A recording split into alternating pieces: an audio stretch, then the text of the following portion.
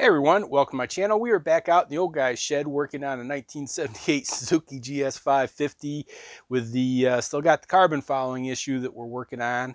And so I did take out the old carburetor again, and I've adjusted the needle valves down and went back through it a couple times. So the next job here first is to get that back in. But first, we got something else I want to show you here, and what my plans are here to do to get this darn thing running. So let me pause here, and we'll get set up and show you what we got. All right then, yep, so I got the carburetor back together here. Went back together pretty good. Like I said, I went ahead and took the needle valves, where's one here, and I moved the clip ring all the way up at the top so that the needle valve will go down farther into the jet. So hopefully that helps on getting less fuel and getting the carbon fouling. So I did that. I've gone through, but the other thing that I noticed while I was putting it back together were these darn air fuel mixture needle valves here. So I just pulled them out. I just figured that out late yesterday as I was putting this back together, and somewhere along the line I may have put back in some of these valves that weren't quite as good. So I've just gone through and into my parts and pulled out the best ones. But what I'm talking about here, these are the air fuel mixture needle valves. Hoping you can see this, but you can see the one on the left is a little bit shorter, about 1/8 of an inch, maybe a little bit more, and so it looks like this one was either broke off or wore away, where this one is nice and pointy. So I found the 4 best ones. One of the things that bothered me a little bit is I found this new one, and it's got the same tip missing. So I'm hoping I don't have a tip in there. I did spray carburetor cleaner through each port, and they're coming out, but I'm going to double check that. So yeah, so I'll put those the best air fuel mixture valves back in, and then we'll put the motorcycle in. But the other thing that I got going on is I decided to corner the market on the carburetors for the 1978 Suzuki GS550. So I found another one up on eBay. This one I think was $75 and then $20 shipping or something. And this one, hopefully you can see that, it looks a little rough, but is exactly the same. Everything is exactly the same with one difference, but and I'll show you that here in a little bit. But you can see the throttle valve cable is in the right spot. The other idle mixture screws are all in the same funky same spot. So when you go to do number 3 and 4, you're having to reach in backwards to get those instead of being on the outside. So they got that same design flaw there. And then the only thing that's different, and this is what I suspected from before. Let me get this, and somebody has done some work on this, I can tell, because these screws here on the bottom of fuel cups here have nice stainless steel Allen screws on them, and so somebody's taken this apart and was going to do something with it, but probably decided not to. But anyway, so yeah, so if I take off this the bottom cup here, the thing that I had worried about on this existing carburetor is sure enough. So it's got the pickup tube here coming down into the fuel cup, just like where on the one that was originally on the bike, this appears to be cut off. So that makes me feel a little bit better. At least I think I've got a path forward if I absolutely have to now. I can go back and take these bodies off of this one, clean them up, and then rebuild it again. So yeah, so that's my backup plan if I still have problems getting this one to work. And I do have another carburetor coming in but it's been delayed a little bit. So I'll have a total of 4 spare carburetors. I ought to be able to take one and make it work, I figure. So yeah, so we got that going. And then I also do have another whole rebuild kit coming in for the carburetor, and I made sure this one has these needle valves and the clips for the or these fuel air mixtures, and then the clips for the needle valves, because I lost the clip for one of these. So I know I've got extras coming in for that. So yep, so let me go ahead and put this in. I'll put this carburetor in after I put the air fuel mixture needle valves back in, and we'll see if we can get the old bike running and see how it does this time. Well, this is a fine mess I got myself into here. So yeah, so I decided once before I put the those darn valves, those needle valves back in, I'd check them one last time. And sure enough, the number 3 carburetor over here is blocked, and I can see it blocked, and so on one that's not blocked, I can put this little needle here. Hopefully you can see it. I can put the needle in here and actually see the tip poke out just barely here on the inside. There's just the tiniest of holes here, and I can actually see it pop out. This one here. In fact, looking at it, I think someone has drilled this one out, because this one is real loose, and when I put the needle valve in there, it goes in quite a ways. So that means I need to get some really small drill bits, because there's no way to get in there to from the other side I can think of to poke.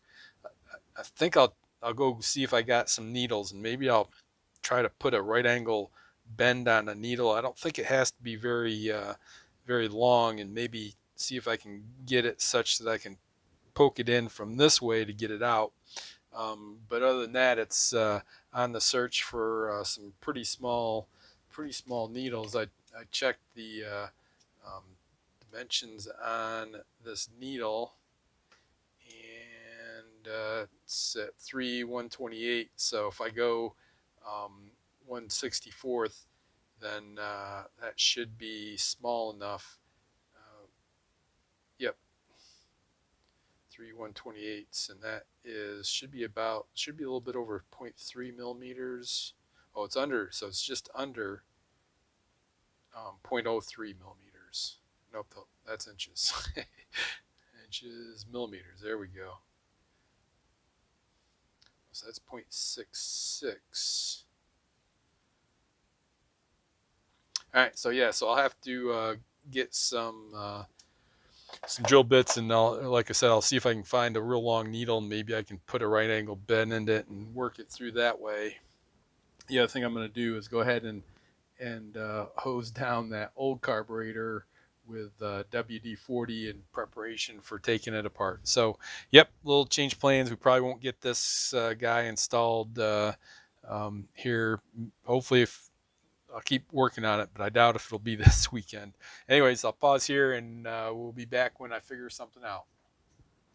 Okay, then it's another day here out in the old guy's shed, and let's see. So where we're at here, this is the original carburetor. I still have the blockage here on the air fuel mixture jet port here. I tried a couple things yesterday. I took a safety pin and bent it, and then found the hole in here. It's the hardest thing to find, and tried to get in there and work it out.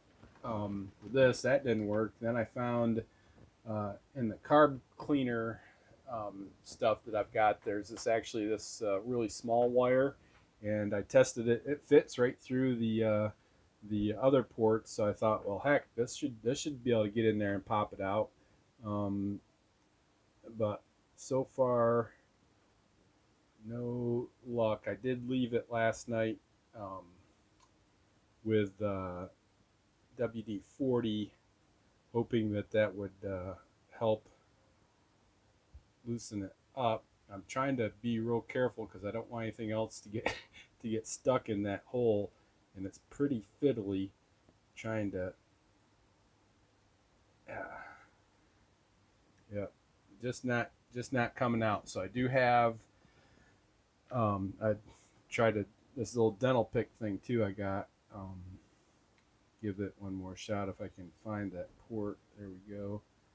But it's in there pretty hard. I actually bent this yesterday trying to get it out, putting too much pressure on it. So anyways, from Amazon, I've got some 1/64th drill bits coming and little hand pin drill.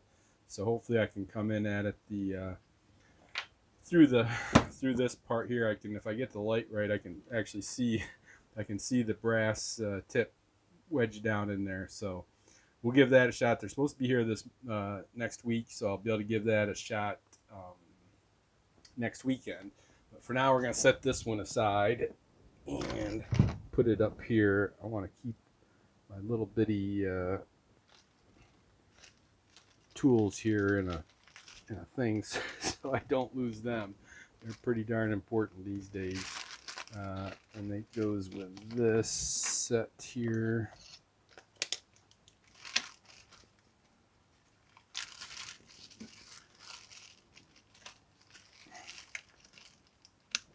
All right, so I took that the first carburetor part, got the stuff all out of it, and put the bodies in the ultrasonic cleaner. You can see there's some pretty nasty stuff going on here. So let me pause and we'll get that out of the cleaner and see what it looks like. Okay, then I pulled these out of the these are the carb bodies from the one that I took apart yesterday, and I had them soaking in the ultrasonic cleaner. Ran it once, then let them soak overnight, and then ran it once again this morning, and then just pulled them out, hosed them off, and then used their compressed air to dry them off a little bit. Came out okay. We still got a couple problems. Well, these ones on the end, they're pretty good. I mean, they're real clean, and not much to do to clean these up and get these going, except for this gasket material that I think somebody used super glue or something. I mean, it doesn't come off. It's been sitting in, like I said, it's been sitting overnight in the in the ultrasonic cleaner, and then ran through twice, and even at temperature, somebody might have used super glue or Sikaflex or some damn thing in there. But yeah, it's going to take a little bit of work to scrape those off, the old gaskets off here. So I still got that to do. The middle two, however, in particular this one, this is the number 2 carb. You can see there's quite a bit of oxidation there, and quite a bit of the metal that got eaten away on that oxidation, and the pins were quite a chore to get out. I think there's still enough left there that I can get the Dremel out and grind this off a little bit. Maybe a wire wheel on the Dremel might clean it up pretty good. But yeah, I'm not sure what caused this oxidation, but it's pretty darn bad, especially on number 2. On number 3, it wasn't quite so bad, and it actually cleaned up real good in the ultrasonic. You can see there's just a little bit of material off the top here, but that shouldn't be a problem. So I think today I'll go ahead and I'll work on cleaning up this gasket material, see if I can get that cleaned up, and then work on this one and see what it takes to get some of this oxidation or whatever the heck this stuff is. It's eating this carburetor body here up. It's pretty bad.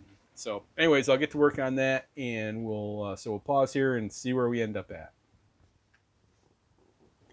Okay, then I got the other carb bodies in the ultrasonic cleaner heating up, and then we'll get them running tonight, and I'll try to run them a couple more times. Got them cleaned up pretty good. But what we have here is another carburetor. I told you I was gonna corner the market. This is another eBay special. It has 70, I don't know which way it is, 77 GS550 was this here, even though I'm pretty sure I remember it saying it was a 78. I knew it was a little different because I could see the bracket here for the throttle cables in the middle. So I've already taken it apart because I wanted to compare it to the other old carb I had, had the bracket in the middle. Now this one I already took apart and checked that the slides are the same size, so that boggles the mind a little bit. The other thing that's weird about this is down here it doesn't have any of where I thought the idle adjust went. All these are all filled in with it's got a brass plug in there. Don't know if you can see that or not, but where that adjustment is, there's a brass plug, so that's different. And then the carb bowls themselves, there was one that was a little bit dirty, but most of them looked about like that. They were pretty clean, no problems there.